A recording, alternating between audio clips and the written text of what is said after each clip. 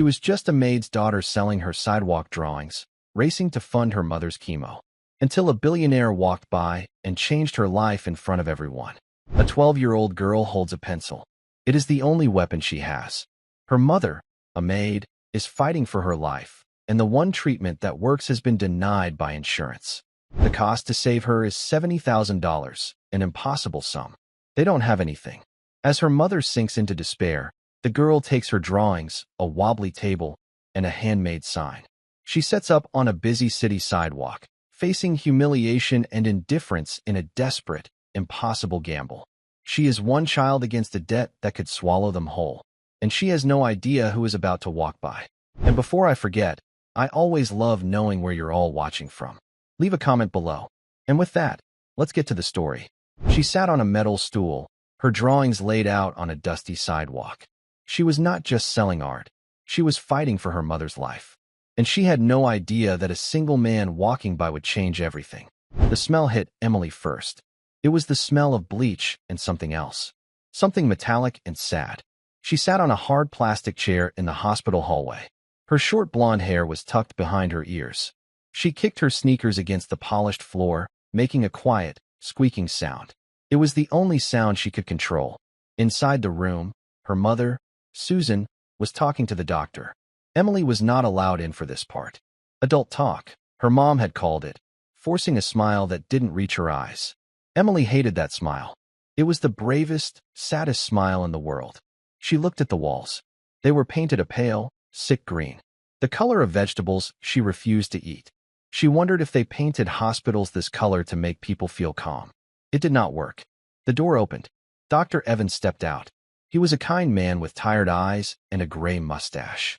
He looked at Emily and tried to smile, but his mustache just twitched. Susan walked out behind him. Her face was white. "Emily, honey," Susan said. Her voice was thin, like a thread about to snap. "Is it working?" Emily asked. She stood up too fast. The blood rushed from her head. Dr. Evans cleared his throat.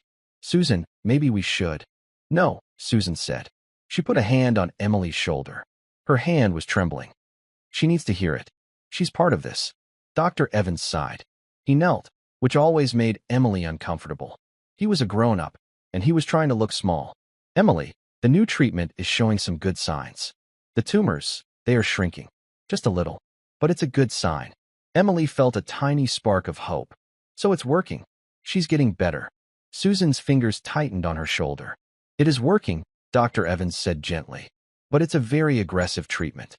And it is very, very expensive. We need to continue it. We cannot stop." "We won't stop," Emily said, looking at her mom. "We'll do it." Susan finally looked at her daughter. Her eyes were bright with tears she refused to let fall. "Dr. Evans," she said, her voice barely a whisper. "Please, tell her." Dr. Evans stood up. He looked tired again. "The insurance company, they have refused to cover this new round. They are calling it experimental. We are appealing, of course, but the appeal process takes weeks. Months, sometimes. We do not have months." Emily's stomach turned cold. "What does that mean?" "What do you mean, refused?" "It means," Susan said, her voice suddenly flat, "that we have to pay for it ourselves, if we want the medicine to continue." "How much?" Emily asked. It was a small, childish question, like asking the price of a candy bar. Dr. Evans looked away. He studied a chart on the wall as if it held a great secret. "The next round of infusions, out of pocket, will be $70,000. Emily just stared. 70,000. She had $3.50 in the piggy bank on her dresser. Her mother was a maid. She cleaned big, empty houses for people who had summer homes. They lived in a small, two-bedroom apartment above a bakery. They did not have $70,000. They did not have $700.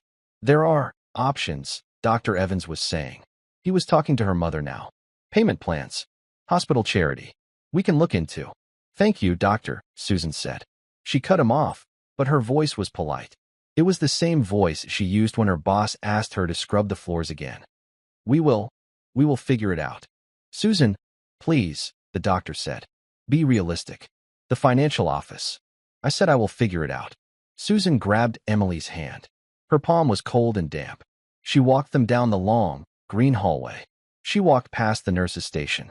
She walked past the elevators. She pushed the button for the stairs. They walked down 4 flights of stairs. Their footsteps echoed in the concrete well. Clack, clack, clack. Emily did not say a word. She just held on to her mother's hand. The drive home was worse than the stairs. Their car was a 10-year-old blue sedan. The engine made a rattling sound. Usually, Emily and her mom would sing along to the radio. They would make up silly words to the songs.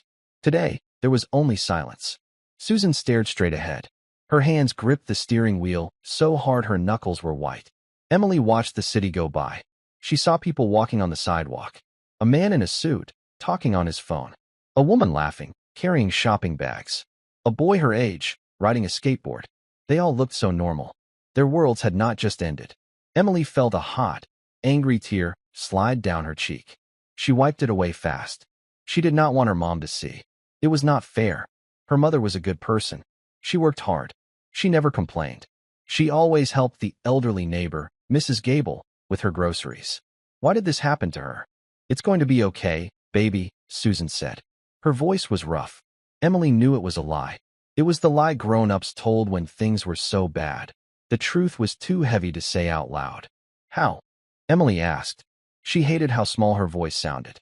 Where are we going to get that much money? Susan turned the corner onto their street. She pulled into their parking spot behind the building. She turned off the engine. The rattling stopped. The silence was heavy. I don't know, Susan whispered. She finally turned to look at Emily. Her face was a mask of exhaustion. I will sell the car. I will ask my boss for an advance. I will take a second mortgage on nothing. She laughed, but it was a broken sound. We don't own anything. I can quit school, Emily said. I can get a job. I can babysit. Susan's sad face hardened. No, she said it with a final, terrible sharpness. You will never, ever say that again. You are a child. You will go to school. You will get good grades. You will get out of this. You will not be me. I want to be you. Emily cried. You're brave. I'm tired, Susan said. And I'm scared. Now come on. We have to make dinner. Dinner was macaroni and cheese from a box. It tasted like ash. Susan went to her bedroom right after. She closed the door. Emily did not hear crying. She heard nothing. That was worse. Emily sat on the lumpy sofa in their small living room. She looked around. The furniture was old. The rug was faded. But on the mantel, there was one thing that was not old or faded. It was a photograph in a simple silver frame. It was a black and white photo of a young woman. She had a bright, fearless smile. She wore a strange-looking leather cap with goggles. A flight suit was bunched around her waist. She was leaning against the wing of an old airplane. This was Eliza Grant, her great-grandmother. Emily had never met her. She had died long before Emily was born. But her mother told her the stories. Eliza was a firecracker, Susan would say, her eyes distant. She grew up on a farm. They told her girls couldn't fly. This was back in the war. The big one. They needed pilots. They needed them bad. But they still told the women no. Emily knew the rest by heart. She didn't listen. Emily would whisper. She never listened, Susan would answer, smiling. She joined the WASP, the Women Air Force Service pilots. She flew the biggest, baddest planes they had. Bombers. Fighters. She flew them from the factories to the air bases.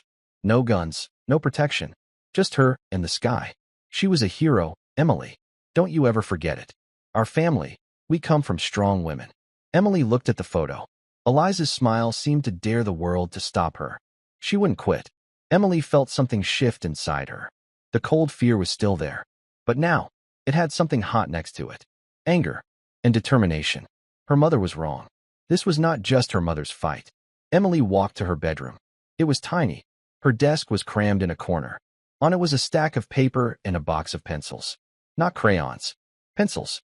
Special artist pencils, with different numbers for different shades. They had been her big Christmas present. Emily pulled out her sketchbook. She was not just a C student. She was not just a maid's daughter. She was an artist. Her teacher, Ms. Pine, had said so. Emily, your work has life. You see things. She flipped through the pages. A drawing of their cat. Whiskers, so detailed you could almost feel the fur. A drawing of the old oak tree in the park. A portrait of Mrs. Gable, her wrinkles like a map. It was the only thing she was ever really good at. She looked back at the photo of Eliza. She flew planes. I can draw. It was a small, quiet thought. I can draw. And I can sell them. It was a crazy idea. Who would buy drawings from a 12-year-old girl on the street? They told her girls couldn't fly. Emily grabbed a fresh piece of paper. Her hands were shaking, but not from fear. Not anymore. She looked at the photo of Eliza. She began to draw. She drew the fierce eyes, the confident smile, the old-fashioned goggles. She drew the propeller of the plane behind her. She worked for hours. The moon rose outside her window. The smell of the bakery downstairs, fresh bread for the morning, filled the air. When she was done, it was the best thing she had ever drawn. She pulled out another piece of paper. And another. She drew the oak tree from the park. She drew the skyline of the city from her window. She drew her mother's hands, the ones that were so tired, resting on the kitchen table. By morning, she had 10 drawings. She found an old, folding card table in the back of the closet. It was wobbly. She found a big piece of cardboard from a box. She took a thick black marker. She paused. What should she write? Art for sale? No, that wasn't the truth. Not the whole truth.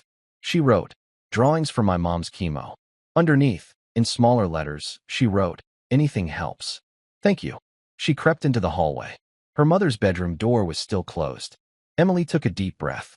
She grabbed the wobbly table, her portfolio of drawings, and the sign. She found her old metal stool. She walked out of the apartment building. The sun was just coming up. The city was waking up. She walked 2 blocks to the busiest street, the one with the big office buildings and the fancy coffee shops. She found an empty patch of sidewalk. She set up the wobbly table. She carefully laid out her 10 drawings. She propped up her sign. A 12-year-old girl sat on a metal stool, her drawings laid out on a dusty sidewalk. Her heart hammered against her ribs. She felt sick. She felt stupid. Everyone was going to laugh. A man in a suit walked by. He glanced at her sign. He looked away, his pace quickening. A woman with a yoga mat stared at her. She had a look of pity on her face. Emily hated that look. Emily put her hands in her lap. She made them into fists. They told her girls couldn't fly. She did it anyway. Okay, great-grandma. Emily whispered to the air. Here we go. The morning rush was a blur of legs and briefcases. People hurried by, their faces pointed toward the tall glass buildings. They were lost in their own worlds. They talked on phones. They sipped from paper coffee cups. Emily felt like a small, gray rock in the middle of a fast-moving river. No one looked at her. Worse, some people did look. They would see her, then see the sign. Their faces would pinch. It was that look again. The pity look. Then they would look away, walking faster. Emily's face burned. She wanted to pack up her wobbly table and run. What was I thinking? This is stupid. I'm just a kid. This is a kid's idea. She looked at her drawing of the oak tree. She had worked so hard on the bark, making it look rough and old. She thought it was good. A man in a sharp, gray suit paused. He was talking loudly into a phone. No, you tell them the margin is non-negotiable. I don't care what they. He glanced down. His eyes scanned her table. He stopped talking. He looked at her sign. Drawings for my mom's chemo. He frowned. He reached into his pocket, still holding the phone to his ear. He pulled out a crumpled $5 bill and tossed it onto her table. Good luck, kid, he mumbled, and then he was walking again. Listen, Jerry, I'm back. Now about that.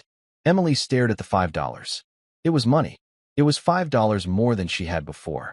But he hadn't even looked at her drawings. He hadn't bought anything. He had just tossed it, like she was a beggar.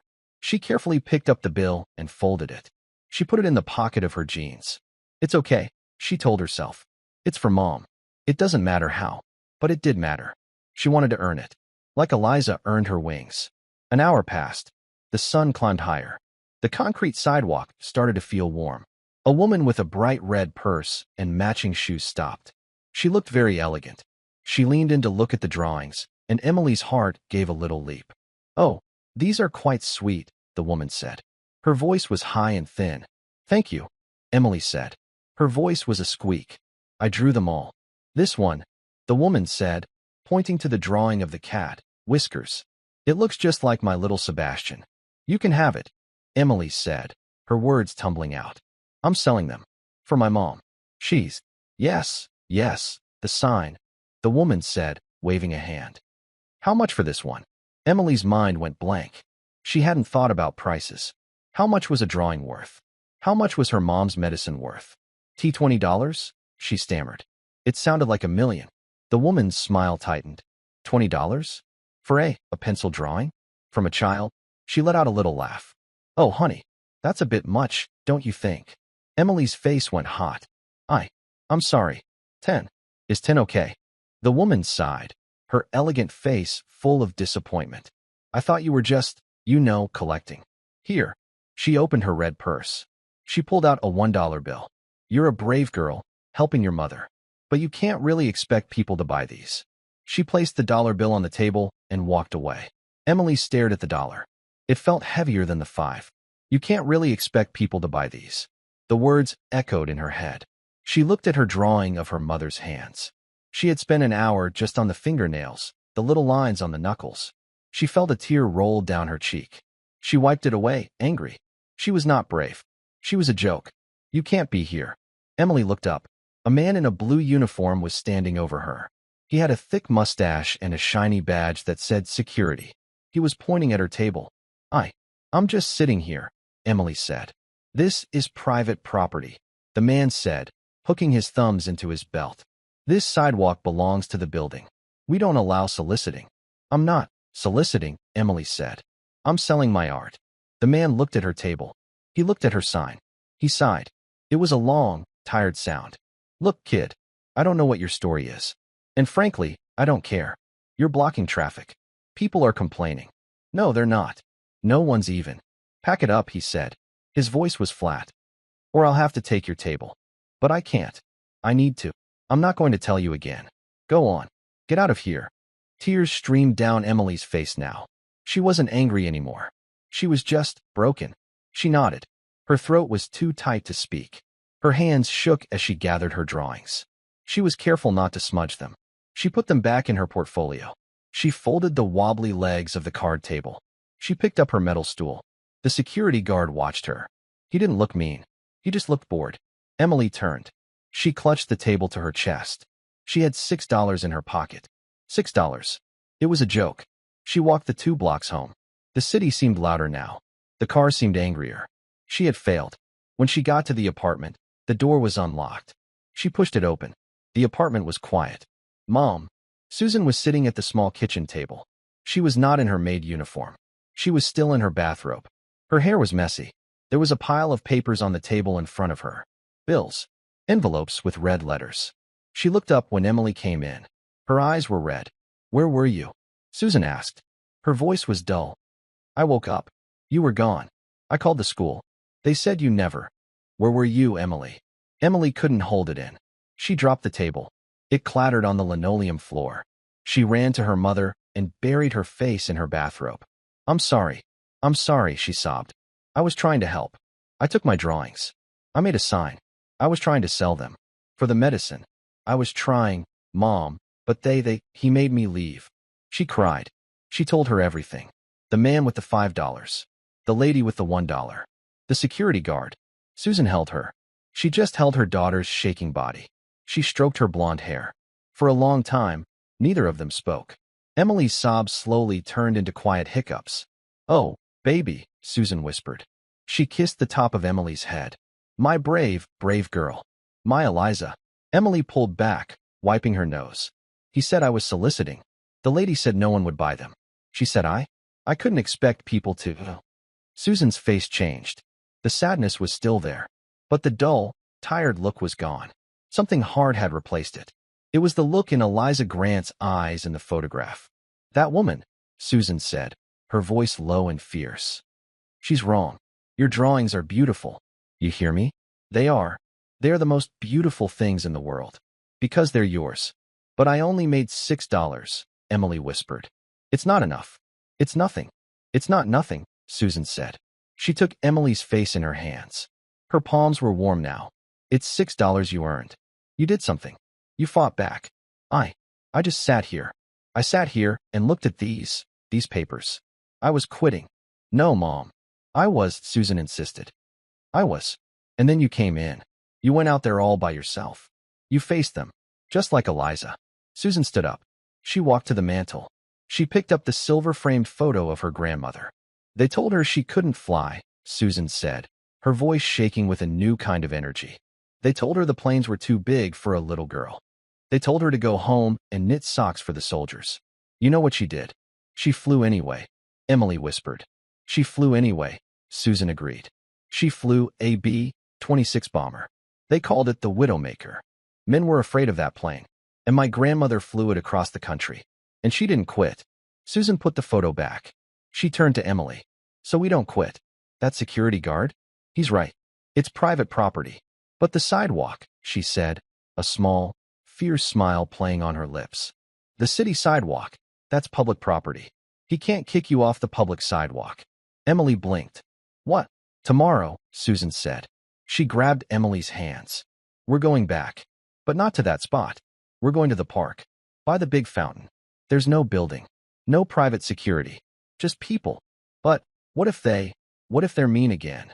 Then they're mean, Susan said. We don't care about them. We're fighting for us. You and me. We're Eliza's girls. Right. Emily looked at her mom. She wasn't pale anymore. Her eyes were shining. Emily nodded. A small smile, a real one, touched her own lips. Right. Eliza's girls. Good. Now, Susan said, letting go of her hands. Let's count that $6. And then, I want you to show me every single one of those drawings. And I want you to tell me the price for each. $20? Emily asked shyly. Susan laughed. It was a real laugh. It was the most beautiful sound in the world. Honey, she said, for your work? We're starting at 50. The next morning felt different. The sun was bright, not harsh. The air from the bakery downstairs smelled like sweet rolls, not just bread. Emily and Susan carried the wobbly table and the metal stool together. Susan also carried a folded beach blanket and a small cooler with 2 bottles of water. She was wearing jeans and her favorite yellow sweater. She looked like a mom, not a patient. They walked to the public park, 4 blocks away. It was already busy. Joggers ran on the paths. An old man sat on a bench, feeding pigeons. Near the big central fountain, a man was playing a guitar. Here, Susan said, pointing, right by the main path, where everyone can see. They set up the table on the grass, just off the sidewalk. Susan spread the beach blanket next to it. Okay, Susan said. She pulled a new sign from her bag. She had made it last night. She had used Emily's good paper and her black marker. The letters were big and clear. Original artwork. All proceeds for Mother's medical bills. Underneath, in smaller, neat letters, she wrote, "Thank you for supporting our family." It looked professional. It looked strong. What about the chemo part? Emily asked. This says everything it needs to, Susan said. We are not begging. We are offering something valuable for sale. Right, right, Emily said, her shoulders straightening. Susan sat on the blanket. Emily sat on her stool. You're the artist, Susan said, her voice quiet and steady. If people ask questions about the drawings, you answer. You tell them what you were thinking. I'll handle the money. Emily nodded. She arranged her drawings. The 10 from yesterday, plus 2 new ones she had stayed up late to finish. One was of the fountain. The other was a small, simple drawing of her mother's face. She put that one in the very back. It felt too personal. For the first 20 minutes, no one stopped. But it was different from yesterday. No one looked at them with pity. They just glanced, saw art for sale, and walked on. It was normal. Then, an older couple, walking hand in hand, slowed down. Oh my, the woman said. She had kind, crinkled eyes. She pointed at the drawing of Whiskers, the cat. George, look. He looks just like Muffin, when he was a kitten. He does, at that, the man George said. Emily's heart did its little leap. That's my cat, Whiskers, Emily said. He likes to sleep in the sun. It's just lovely, the woman said. She looked at the sign. Her smile softened. How much are you asking for this one, dear? Emily looked at Susan. Susan smiled. That one is $50. The woman didn't laugh. She didn't look disappointed. She just nodded. She opened her purse. It's a beautiful drawing. You have a real gift, young lady. George handed Susan 2 $20 bills and 1 $10. Thank you, Emily said. She felt dizzy. Thank you so much. You keep fighting, the woman said softly, touching Emily's arm. She took the drawing carefully. You both keep fighting. When they left, Emily looked at the $50 in her mother's hand. Mom, she whispered. See, Susan said, her voice thick. She folded the money and put it in a metal box she had brought. One down. The day went on. A college student bought the drawing of the oak tree for $30. It'll look great over my desk, he said. A young woman in jogging clothes stopped. She looked at the drawing of the skyline. I run here every morning. This is exactly what it looks like. This is, wow. She bought it for $50. By lunchtime, they had sold 4 drawings. They had $180. It was more money than Emily had ever seen in one place. It was a miracle. She and Susan ate the sandwiches they had packed. They drank their water. We're doing it, Mom, Emily said. She felt like she could fly. We're doing it, Susan said, smiling. But Emily saw her look at the money in the box. She saw her mother's eyes do the math. $180. They needed $70,000. Emily's joy faded. It was like the sun going behind a cloud. This was not enough. It would never be enough. They would have to sit here every day, for all of her life, to get that much money. Susan saw the look on her face. Hey, she said, nudging her. We don't quit. We just sold 4 drawings. That's a victory. It's not enough, Emily whispered. It's a start, Susan said fiercely. We start. We keep starting. We do not stop. Emily took a deep breath. She nodded. She looked back at the table. She watched the people walk by. The park was quieter now, in the middle of the day. The guitar player had packed up. A man was walking slowly on the path. He was older, maybe as old as her grandfather would have been. He had thick, white hair and a kind, lived-in face. He wore simple tan pants and a plain blue shirt. He looked nice. He looked normal. He was not on the phone. He was not rushing. He was just walking. He stopped near their table. He didn't look at Emily or Susan. He looked at the drawings. Emily held her breath. He looked at each one. His hands were clasped behind his back. He leaned in to see the details on the fountain. He looked at the portrait of Mrs. Gable, the neighbor. Then, his eyes settled on the drawing in the center. The drawing of Eliza Grant. He stared at it for a long time. So long that Emily started to feel nervous. He pointed a finger at it. The finger was tan, with a simple gold wedding band. Who is this? He asked. His voice was quiet, but it was deep. It was a voice that people listened to. Emily's mouth was dry. That's my great-grandmother, she said. The man turned his head. He looked at Emily for the first time. His eyes were a very clear, sharp blue. They were not tired eyes. They were interested. Your great-grandmother? He said. She was a pilot? Yes, sir, Emily said. She felt a little braver. She was a wasp. During the war. Her name was Eliza Grant. The man's eyebrows went up. A wasp, he said, more to himself than to her. He looked back at the drawing. You drew this? Yes, sir. From an old photo we have. It's very good, he said. He said it simply. Not like the woman yesterday, sweet. Or the couple today, lovely. He said it like it was a fact. Like saying the sky is blue. You captured her, spirit, the man said. That's hard to do. That's not just copying. That's seeing. He looked at the sign. All proceeds for mother's medical bills. He looked at Susan, sitting on the blanket. Susan met his gaze. She did not look away. She did not look sick. She just looked proud. The man looked back at Emily. My name is David, he said, and I would like to buy this drawing. Okay, Emily said. Her heart was beating fast. That one is $50. $50, David repeated. He nodded slowly. I see. He reached into his pocket. He did not pull out a wallet. He pulled out a checkbook. Emily's eyes went wide. A checkbook. Susan stood up. She walked to the table. Sir, I'm not sure we can take a check. David paused. He looked at Susan. It's a good check, I assure you. It's not that, Susan said, blushing. It's just for a bank. I understand, he said. He smiled. It was a small, kind smile. My apologies. He tucked the checkbook back in. It seems I don't have that much cash on me. Do you mind if I walk to the bank? It's just a few blocks. I would very much like to have this. And I'd like to talk to you. About Eliza Grant. You would? Emily asked. Very much, David said. I'll be right back. Please, don't sell this one. He pointed again at Eliza's portrait. We won't, Emily promised.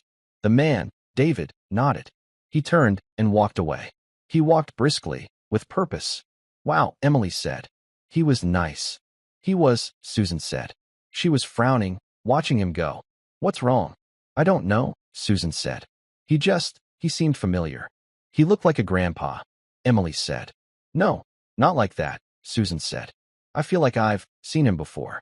On the news, or something. Oh well. She sat back down. He's coming back. That's another $50. Emily sat down. She looked at the drawing of Eliza. She had captured her spirit, he'd said. She felt a glow of pride that had nothing to do with the money. He had seen it. They waited. 10 minutes went by. 15. What if he doesn't come back? Emily said. He'll be back, Susan said. And then he was. He was walking back. He was still alone. He was carrying a small, plain white envelope. He walked right up to the table. Hello again, he said, smiling at Emily. Hi, Emily said. I have the $50, he said. He held out the envelope. But I had a thought on my walk. I'd like to make you a different offer. Susan stood up again. She stood next to Emily. An offer? Yes, David said. He looked at the drawing still on the table. The one of Mrs. Gable. The one of her mother's hands. The one of the fountain. You are very, very talented, Emily, he said. This drawing of your great-grandmother is special. But these show you understand people. You understand light. He looked at Susan. You have the sign. For medical bills. It's for you, I take it. Susan lifted her chin. Yes. I'm sick. I need a treatment. The insurance won't pay. David nodded. He had not asked. But she had told him. I thought so, he said. It's a terrible thing. A terrible, common thing. He held up the envelope. In this envelope is $500. Emily gasped. It's for the drawing, David said quickly. For the one of Eliza. I believe it's worth that. Susan's hand went to her mouth. Sir? We can't. That's too much. No, David said. His voice was gentle, but firm. It is not. It is what I am offering. But I'd like to add a condition. Emily's stomach dropped. A condition? What condition? Susan asked. Her voice was suspicious. David looked at the drawing of Susan's face. The one Emily had hidden in the back. I'd like to commission a new piece, David said. I'd like you to draw a portrait. Of your mother. Emily stared at him. Of my mom. Yes. A new one. One where she is not sitting on a blanket in a park, worried about money. One where she looks like the mother of a great artist. I will pay you for that commission. We don't need. Susan started. Please, David said. He held her gaze. Let me do this. I'm a collector. Of art. And of stories. And I think yours is a very important one. He looked at Emily. I have a check in my pocket. I brought it just in case. It's for a lot. He looked back at Susan. It's for the full amount. Susan's knees seemed to buckle. What? The full amount, David said, his voice very quiet. $70,000. Emily's world stopped. She heard the fountain. She heard the pigeons. She heard her own heart. You what? Susan whispered. She was holding onto the table. Who are you? The man, David, gave a small, sad smile. My name is David Harrison. My wife, she died 5 years ago. From the same thing. We had all the money in the world. It bought us 3 extra months. It was the best 3 months of my life. He looked at Emily. His blue eyes were shining. I run a foundation, Ms. Grant, he said to Susan. No, Susan. We find people who are falling through the cracks. People the insurance companies have refused. His voice was bitter. We help them. It's what my wife, Mary, wanted. Susan was openly crying now. Silent tears rolling down her face. 70,000. Yes, David Harrison said. It's for the commission. For the portrait of your mother. I am paying you in advance. Emily found her voice. It was a tiny whisper. But, a drawing isn't worth that much. Mr. Harrison knelt. He was a grown-up, kneeling, but it didn't feel wrong. He was not trying to be small. He was trying to be close. Emily, he said, your talent is worth that. Your mother's life is worth that. And the look in your great-grandmother's eyes, the one you captured, that is worth everything. He stood up. He pulled the checkbook out again. He opened it on her wobbly table. He took out a pen. This is not charity, he said, as he started to write. This is a contract. You will draw me that portrait. And your mother, she will get her medicine. He tore the check from the book. He folded it. He placed it in Susan's hand. Susan stared at it. She couldn't speak. And, Mr. Harrison said, I am still taking this one. He handed Emily the white envelope. The $500. For Eliza. That's for you. Not for the bills. He carefully picked up the drawing of the wasp pilot. You too. You are Eliza's girls, he said. Susan looked up, her face a mask of disbelief. How did you? You told me, he smiled. When you said, we don't quit. I heard it. He tucked the drawing under his arm. My office will be in touch tomorrow to arrange everything with the hospital. You two go home. Have dinner. He turned. And just like that, the man with the white hair and the plain blue shirt, the billionaire, walked away. Emily and her mother stood by the fountain. The money box had $180 in it. The envelope in Emily's hand had $500. And the check in Susan's hand. It was everything. Emily started to cry. But this time, it was not from fear. It was not from sadness. It was from a wave of relief so big, it washed the whole world clean. Mom, she whispered, grabbing her hand. Susan pulled her daughter into a fierce hug. She held her so tight, Emily could barely breathe. He's right, Susan whispered into her hair. We go home. We have dinner. They packed up the wobbly table. Emily folded her metal stool. Susan carefully put the check into the zipper pocket of her jeans. She put the metal box with the $180 inside her bag. Emily clutched the white envelope with the $500. It was warm from her hand. They walked out of the park. The fountain was still splashing. The pigeons were still cooing. The world was exactly the same. And everything was different. They walked the 4 blocks home in silence. It was not a bad silence. It was a stunned silence. The kind of silence that comes after a bomb explodes, and you are just grateful to be alive. Emily kept looking at her mother. Susan was just walking, one foot in front of the other. They walked up the stairs to their apartment. The hallway smelled like old carpet. Susan put her key in the lock. It stuck, the way it always did. She jiggled it. The door opened. They stepped inside. The apartment was small. The furniture was old. The rug was faded. It looked different. It looked safe. For the first time in months, Emily realized her shoulders were not up by her ears. She was not holding her breath. Susan walked to the kitchen table. She sat down in one of the wooden chairs. Emily sat across from her. Susan zipped open her pocket. She pulled out the folded check. She opened it. They both stared at it. It was from the Harrison Foundation. In the memo line, Mr. Harrison had written, "Commission, portrait of Susan." The amount was $70,000. Harrison, Susan whispered. She said the name out loud, testing it. David Harrison. She stood up. She walked like she was in a dream. She went to the corner of the living room, where a very old, beige computer sat on a small desk. The machine whirred to life. It made a series of clicks and beeps. It was so slow. Susan typed the name into the search bar. David Harrison. She clicked enter. The screen slowly filled with pictures. It was him. It was the man from the park. But he was not in a plain blue shirt. He was in a sharp black suit, standing in front of a giant glass building.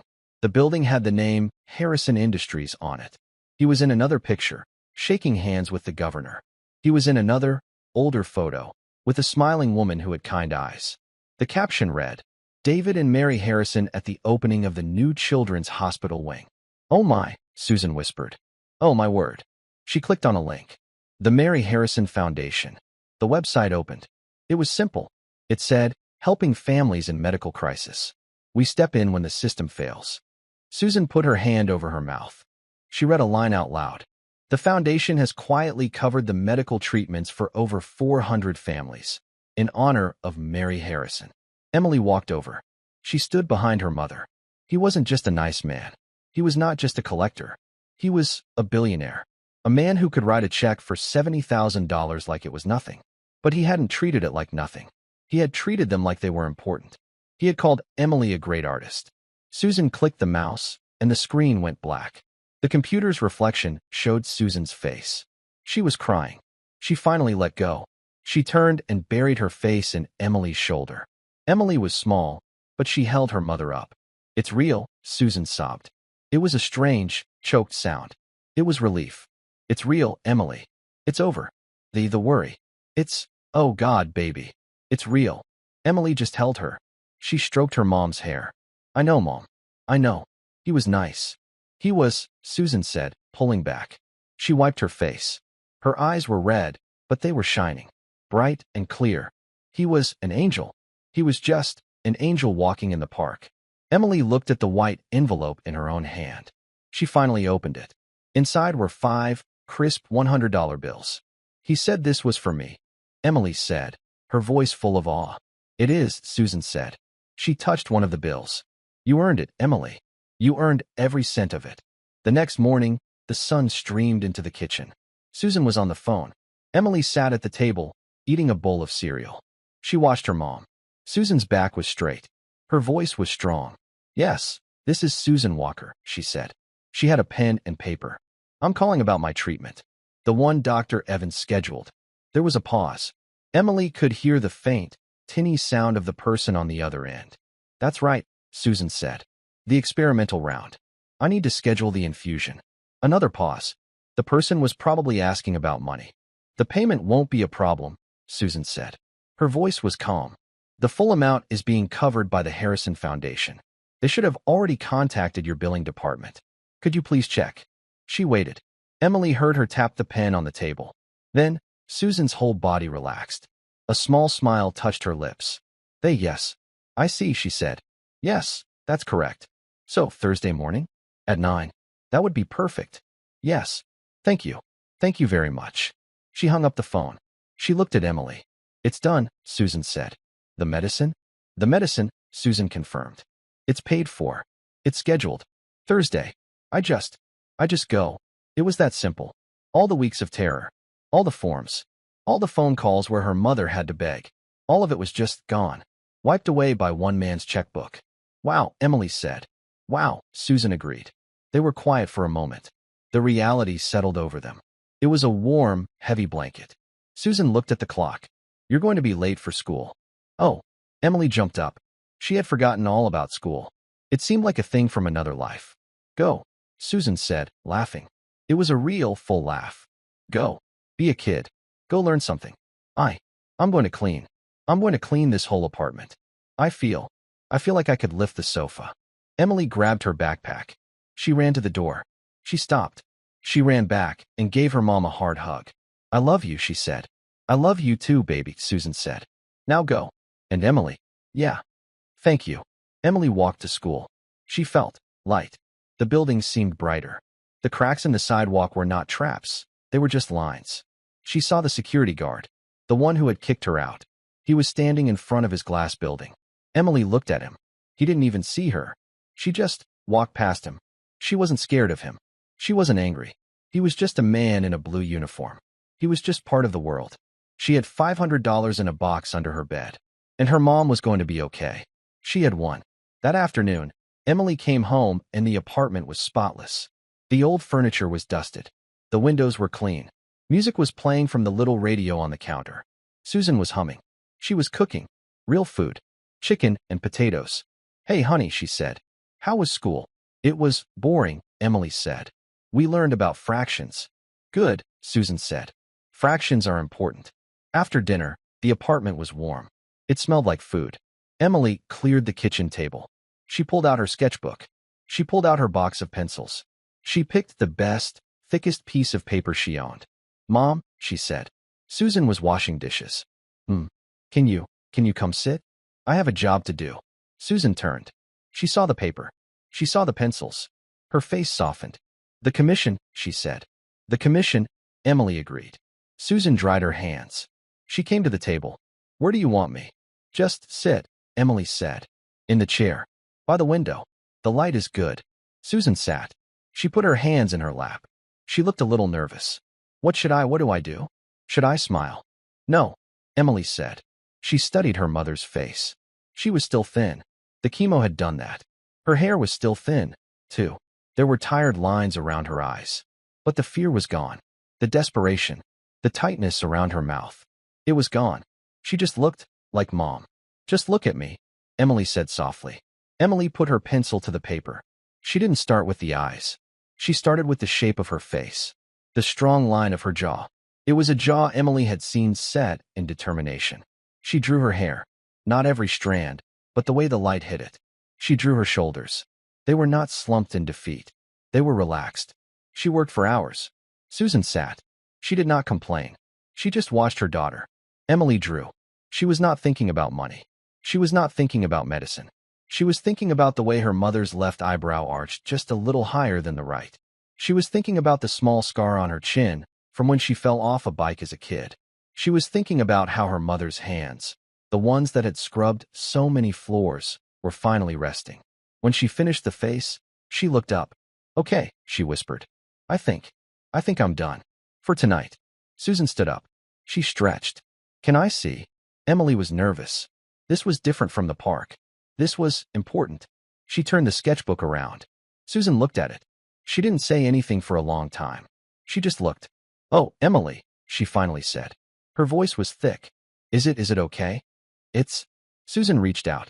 She gently touched the paper. This is how you see me. It's how you are, Emily said. In the drawing, Susan looked beautiful. Not like a movie star, but like a queen. A quiet, strong queen. She looked like the mother of a great artist. She looked like Eliza Grant's granddaughter. Susan was crying again, but these were quiet, happy tears. Mr. Harrison is going to love it, Susan said. I have to send it to him, Emily said. His office called. They left a message. They gave us an address. For the artwork. We'll mail it tomorrow, Susan said. We'll mail it on our way to the hospital. On our way from the hospital, Emily corrected her. You're going to be tired. Susan smiled. Okay, on our way from. She looked at the drawing one more time. He's right, she said. You have a gift, Emily Walker. The chemo was hard. There was no changing that.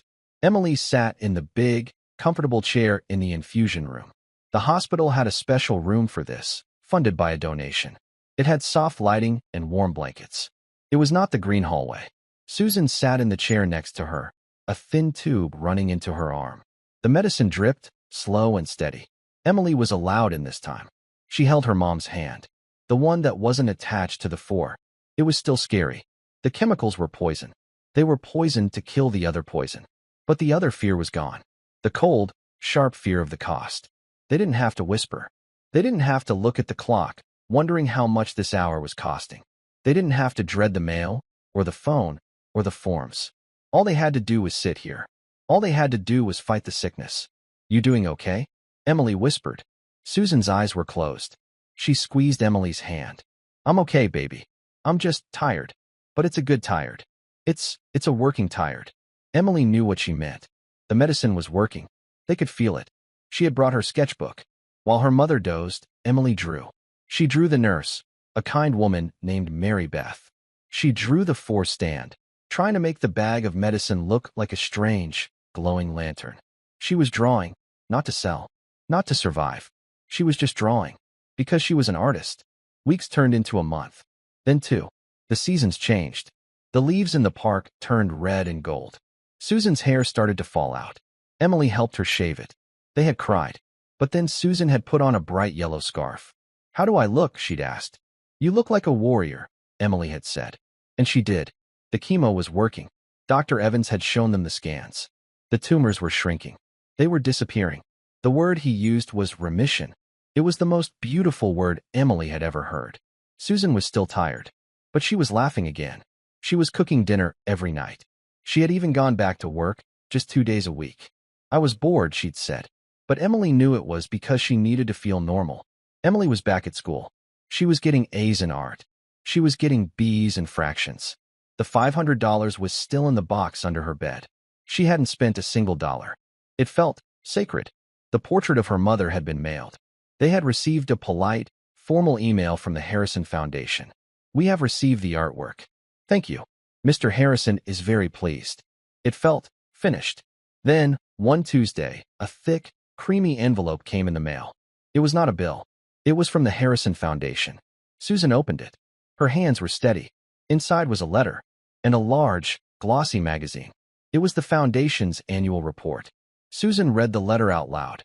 Dear Ms. Walker and Ms. Walker, we are preparing for our annual Mary's Light fundraising gala. We would like to formally request that Emily's portrait of you, Susan, be the centerpiece of our art auction. Emily's heart stopped. They want to auction my drawing? Wait, Susan said, her eyes scanning the page. There's more. Mr. Harrison feels the portrait is too personal to sell.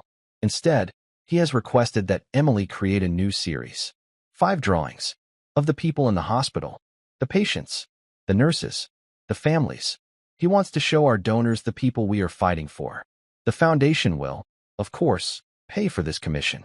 We are prepared to offer $10,000 for the series. Emily sat down on the floor.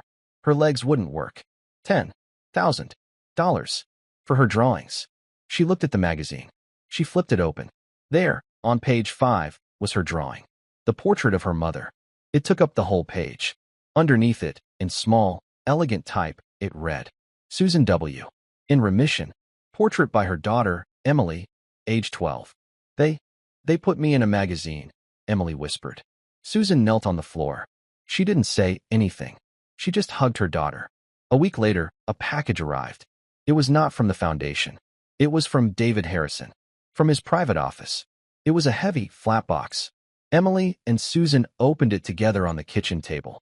Inside, there was a handwritten letter on thick, gray paper. Dear Emily, it began. I hope this finds you and your mother well. I hear the treatment is going as planned. That is the best news I could ever receive. Your portrait of your mother hangs in my office. I see it every day. It hangs next to a portrait I had commissioned of my Mary. The two of them, they give me strength. You have a profound gift, Emily. Do not ever let anyone tell you otherwise. After we met, I found myself thinking about your great-grandmother, Eliza Grant. You captured her spirit so perfectly. I felt I had to know more about her. I had my team do a little research. It's a perk of being an old billionaire, you see. We can find things. What they found, well, it surprised me. I never told you much about my own family. My grandfather, Thomas Harrison, was a flight instructor in the war. He was stationed in Texas. He trained pilots. He used to tell me stories. He said the best pilots he ever met weren't the men. They were the women. The wasps. He said they had a fire the men lacked. He said one, in particular, a young woman from a farm, was the most natural pilot he had ever seen. He said she flew that Widowmaker B-26 like it was a part of her. He died when I was your age. But he left me his old flight logs. Emily looked at her mother. Susan's hand was at her throat. Mom, keep reading, Susan whispered. Emily looked back at the box. Under the letter was another object. It was an old, leather-bound book, a logbook, and next to it was a small, framed photograph. It was a black-and-white photo of 6 people, 3 young women in flight suits, and 3 male instructors. They were all smiling, squinting in the sun. On the far right was a young woman, her smile bright and fearless. It was Eliza Grant, and the man next to her, his arm draped casually over the propeller of a plane. He looks like Mr. Harrison, Emily breathed. He had the same kind eyes, the same set of his mouth. Emily's hands were shaking. She opened the old logbook. The pages were yellow. The ink was faded. It was filled with dates and plane numbers and signatures. Mr. Harrison had tucked a small piece of paper to mark a page. Emily turned to it. It was a page from 1944. Her eyes scanned the entries. Date, April 16, 1944. Aircraft, B-26 Marauder. Flight time, 2.5 hours. Student pilot. The name was written in careful, clear script. Eliza Grant. Instructor. The signature was a confident, strong loop. Thomas F. Harrison. In the remarks column, Instructor Harrison had written one word. Flawless. Emily looked up. The world seemed to tilt. Her mother was crying. Quietly. It hadn't been an accident. It wasn't a random billionaire. It wasn't just a lucky day. When David Harrison had stopped, he hadn't just seen a drawing of a pilot. He had seen a piece of his own history. He had seen a name that his grandfather had spoken of with respect. He had seen a connection. A debt. Emily read the last part of the letter. It seems, Emily, our families were meant to help each other. My grandfather helped your great-grandmother learn to fly. And you helped me remember what his stories were all about. It's not about the money. It's not about the planes. It's about showing up when you're needed. Keep drawing. The world needs to see what you see. Your friend, David. Emily closed the letter. She looked at the photograph of the 2 families, standing together on a dusty airfield, decades before she was born.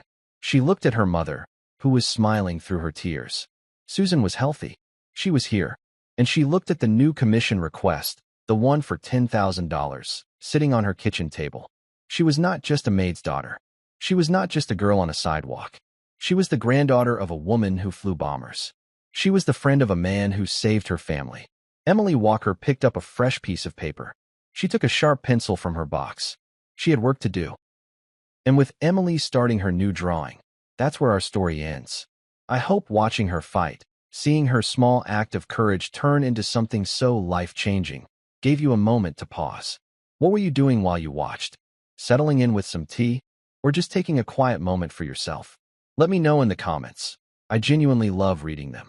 To make sure you don't miss our next story, hitting that like and subscribe button really helps. We're always trying to make these stories better, so feedback is always welcome. Thank you for sharing this time with me.